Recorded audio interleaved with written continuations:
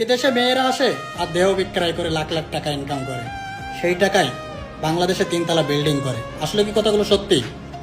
আজকের আপনি একজন প্রবাসী ভাই হিসাবে আপনার কাছে যদি প্রশ্ন করি, আপনার পরিবারে যদি আপনার বড় ভাই না থাকতো, যদি বাবা ইনকাম করার মতো কেউ না থাকতো, পেটটা যদি না ভরা লাগতো, যদি পেটটা চালানোর জন্য যদি না খাওয়া লাগতো, তাহলে কি আপনি কখনো চাইবেন আপনার বোন এই প্রবাসে এসে পড়ে থাকুক?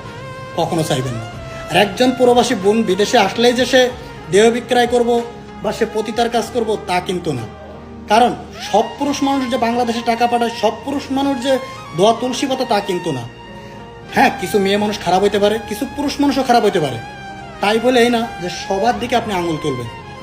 অনেক পুরুষ মানুষ আছে বিদেশের মাটিতে যারা কিনা মেয়ে নিয়ে থাকে, তারপরে ভিনদেশি মেয়েদের পিছনে লাখ লাখ টাকা খরচ করে।